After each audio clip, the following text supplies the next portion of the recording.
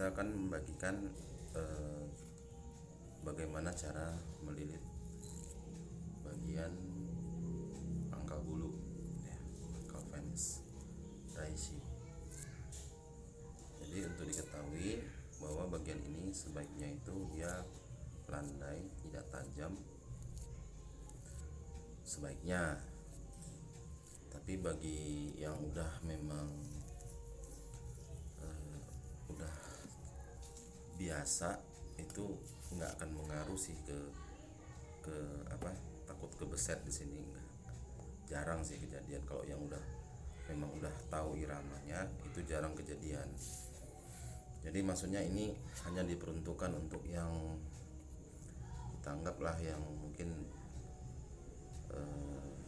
baru-baru lah ya, seperti saya gitu. Seperti saya, nah itu memang bagian sini itu memang diusahakan dia landai. Jadi ada opsi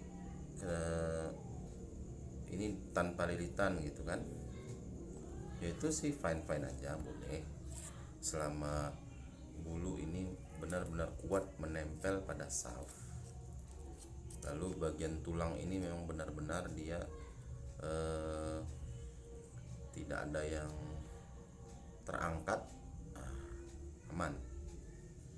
Tapi kan kekhawatiran kita akibat hantaman apalagi waktu kita rilis itu kan kadang dia ketabrak sama handle, lama-lama bagian sini itu kan takutnya jengat. Apalagi lem sejenis lem yang kita pakai ini kan lem sintetis, itu kan sifatnya dia keras dan dia bau getas ya. Jadi perbedaannya dengan karbon, kalau kita samakan dengan karbon itu pada dasarnya dia berpori-pori. Dia itu berpori-pori. Pori-porinya sangat halus sehingga lem itu benar-benar bisa meresap, melengketkan antara bulu dan shaftnya. Jadi kenapa itu pun mereka menggunakan sejenis ibon atau lem, kita bilang lem uhu ya, lem uhu yang dia tuh sifatnya atau sejenis kayak lem ibon sih setahu saya. Dia kayak dia kalau kena panas dia nanti mau lembek, jadi dia tidak keras. Nah, itu. Karena itu tadi dikhawatirkan itu tadi, makanya dia pakai lem itu karena sifatnya lem elastis itu dia terhadap getaran, terhadap hantam benturan itu dia lebih elastis ketimbang dengan lem sintetis kita yang sifatnya keras.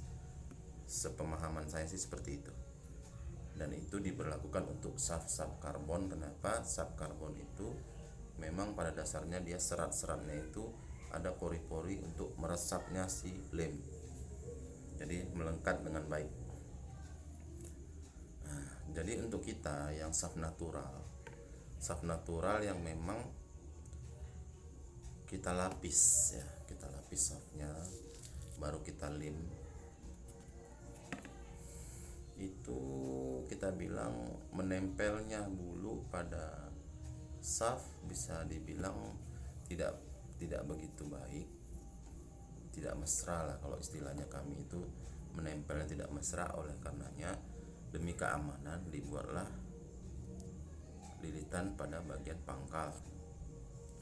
Nah, demi keamanan sih, kalau memang dirasa tanpa lilitan sudah cukup aman ya itu fine aja, nggak ada masalah. Jadi pada video kali ini saya akan mencoba bukan mengajari ya, maaf, saya juga pemula. Kalau lulusan anak panahnya saya sangat pemula. Jadi hanya saya menunjukkan caranya saya seperti yang saya diajarkan. Jadi caranya itu gampang, nggak ribet sih, dan tidak ada alasan kita untuk mengatakan itu ribet karena apalagi itu demi keamanan. Ya caranya ini, pertama kita butuh apalah, lempengan atau apa yang kita lem pakai kertas pasir ya. Kalau pakai kikir juga boleh, kikir, cuman kikir kan nanti lama-lama eh, ke, apa ketimbun, itu mata kikirnya ketimbun. Kalau amplas kan kalau udah nggak apa kita tinggal ganti. Nah, di situ kelebihannya pakai amplas. Dan ini sifatnya sama dengan kikir. Lalu kita haluskan bagian yang pucuk. Kita haluskan begini.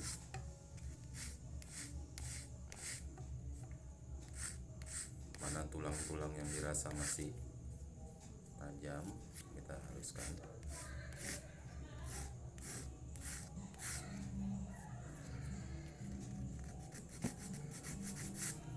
Nah, jadi memang pengerjaan anak panah ini sebenarnya itu kita harus menikmati prosesnya, menikmati jelimet-jelimetnya itu dinikmati. Memang yang jelimet, kalau kita mau gampangnya aja bisa sih, tatup jadi gitu kan, terbang. Yang penting dia terbang, yang penting dia bisa sampai ke target, seperti itulah simpelnya. Tapi kalau kita menghayati detail-detailnya, jelimet-jelimet itu sebenarnya nikmat sih.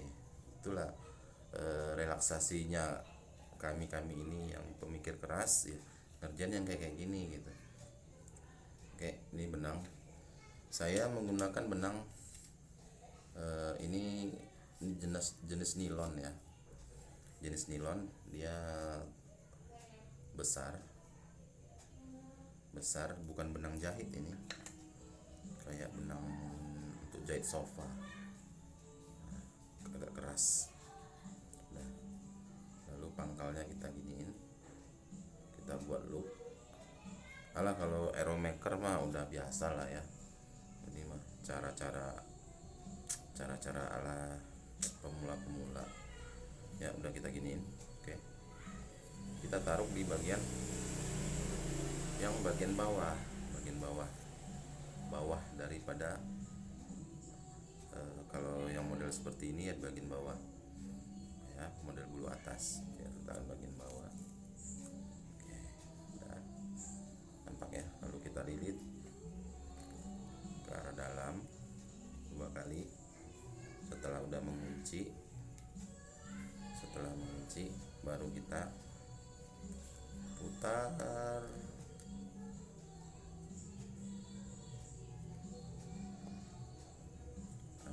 Itu tetangga lagi bising, hidupin musik ya, harap maklum.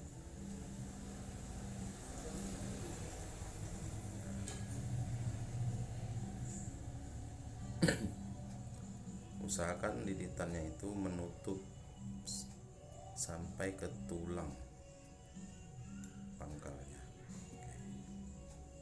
Oke, sudah terlilit seperti ini. Dia kurang lebih segini, kurang lebih kalau saya sih ya sekitar setengah senti ya. Lalu kita putuskan ini. Oke, pakai benang ini, pakai gunting ini ya, gunting tukang jahit ini lebih enak. Nah, lalu kita masukkan ke loop tadi, ujungnya kita masukkan ke loop tadi. Baru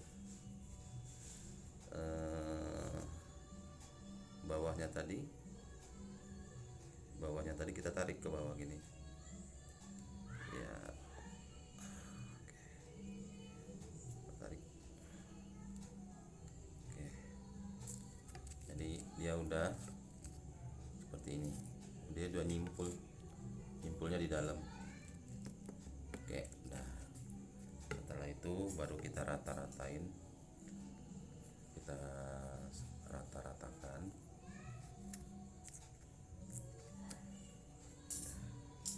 Baru kita potong pakai cutter. Usahakan potongannya itu benar-benar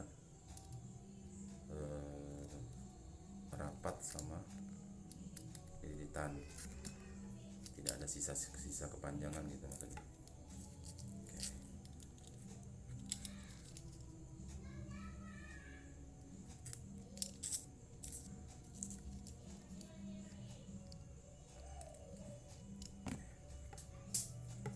Oke, sudah seperti ini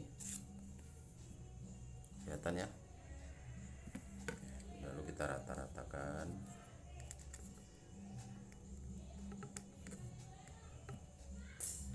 kita tetesi lem. Kalau saya pakainya sih lem apa aja sih bisa, yang penting asli ya, jangan yang palsu. Sedikit aja, usahakan tidak mengenai bulu. Pas di benang sedikit aja, baru kita ratain pakai tangan.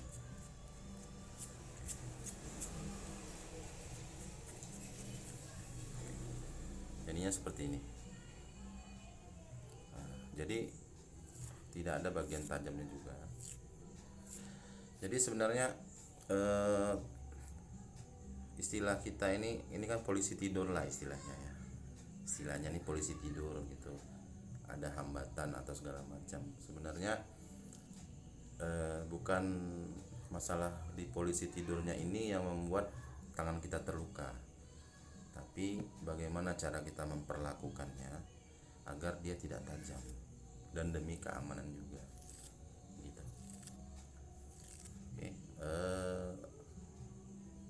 Oke ya, jadi sebegini aja tutorial bukan tutorial lah, ini cara menyampaikan cara saya bagaimana membuat anak panah yang menggunakan lilitan pada pangkal racing tapi tetap tidak tajam. Dan insya Allah yang seperti ini itu tidak akan menjadi hambatan, bukan tidak menjadi hambatan bagi menentang angin atau apa segala macam, karena dia posisinya di belakang dan dia itu landai. Berbeda dengan ketika kita taruh lilitan di sini, lalu lilitan di sini ya, ini kan udah bagus dia aerodinamisnya, tiba-tiba ujung lilitan itu kan jengglong gitu ya, jengglong lagi gitu. Itu kalau bagian depan itu memang betul-betul dia sangat berpengaruh untuk anak panah yang memang diperuntukkan untuk jarak-jarak jauh. Jadi banyak adalah opini yang berkata bahwa untuk jarak jauh dengan medan yang cukup berangin kita menggunakan poin yang lebih berat gitu kan. Itu opini ya. Boleh, sah-sah saja. Memang saya sendiri sudah membuktikan bahwa anak panah dengan poin lebih berat itu dia lebih stabil terbangnya. Jadi dia depan pendulumnya itu lebih berat, cuman dia goyang di bagian ekor aja gitu kan maksudnya. Itu benar. Hanya saja ada peruntukan bahwa secara rumus bahwa berat poin itu memang 1/7 dari total shaft. Misalnya ini 25 gram shaftnya aja ya, shaftnya 25 gram kita hitung tanpa bulu nih, tanpa lilitan, ini 25 gram maka poin itu 25 bagi 7, itulah perhitungannya 25 dibagi 7 berarti sekitar 3 graman lah, 3 graman untuk shaft 25 gram, 3 graman. Apakah boleh lebih berat? Boleh, silakan.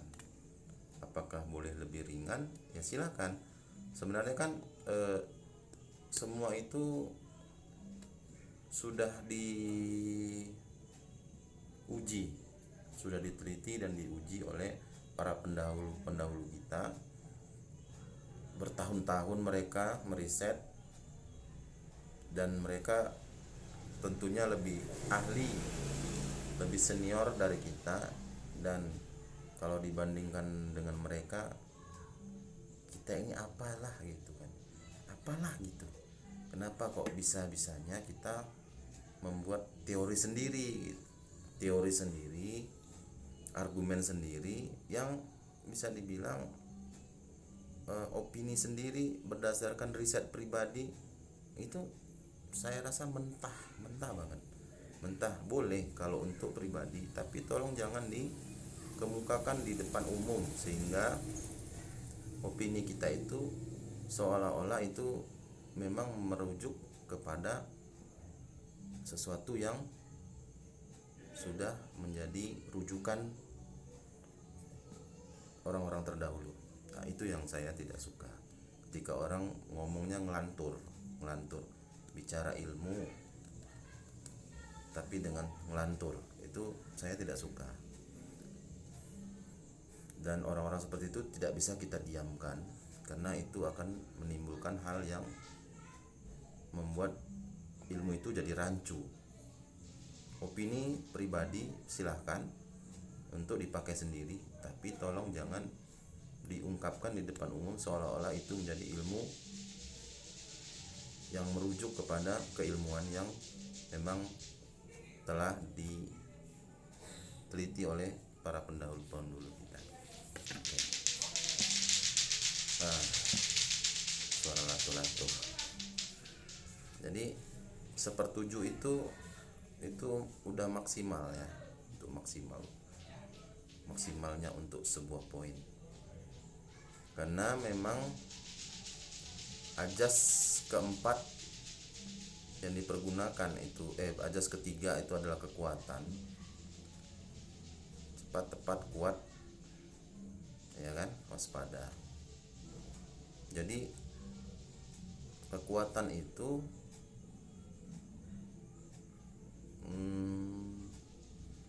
bisa kita implementasikan bahwa kepada efek dari tembakan, efek dari rilis yang kita lakukan.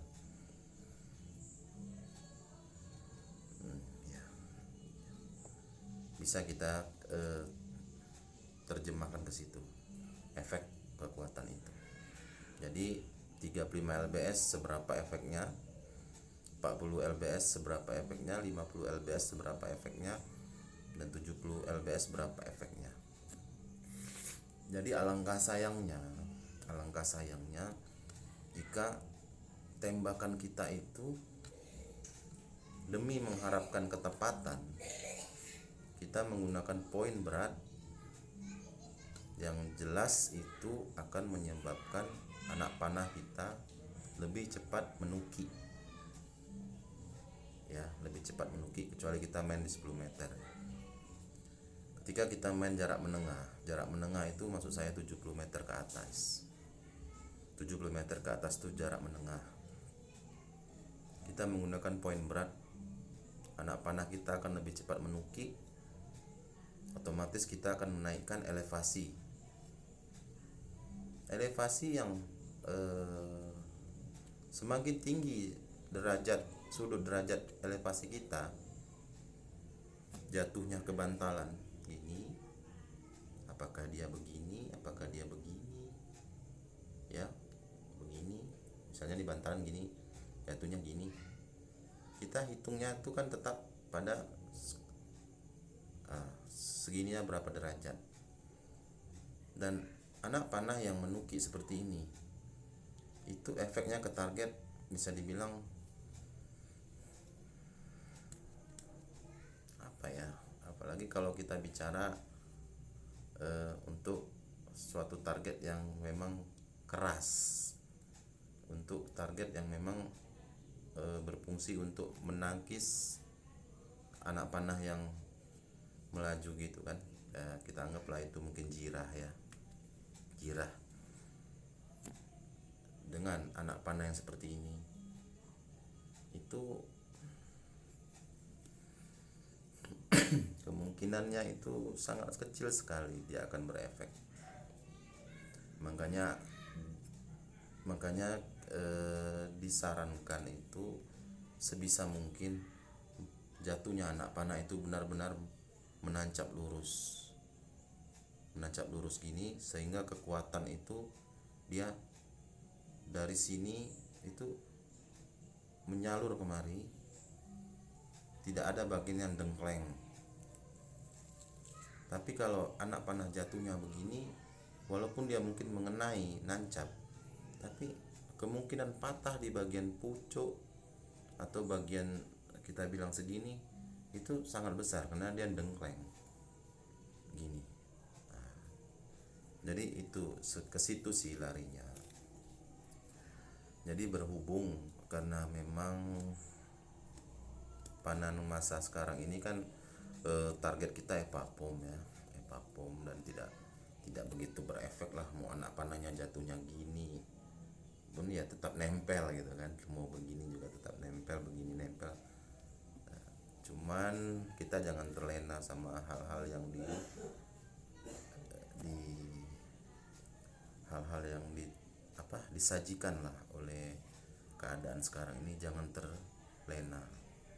Apa salahnya jika kita meriset sekarang?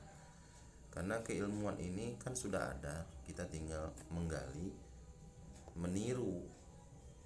Nggak usah kepintaran juga kita buat ilmu-ilmu sendiri, mazhab-mazhab sendiri, nggak perlu. Kita tinggal meniru, nggak susah kok, tinggal meniru. Jadi apa salahnya gitu kita mulai mempelajari ini sekarang. Dari sekarang kita mempelajari ini, kita meriset bagaimana caranya anak panah itu di jarak menengah sebisa mungkin dia jatuh elevasinya tuh seminim mungkin menancap di target. Kalau saya sih fokusnya ke situ memang. Untuk ukuran poin itu kenapa saya tetap menggunakan perhitungan 1/7 dari berat shaft. Oke, lalu kemudian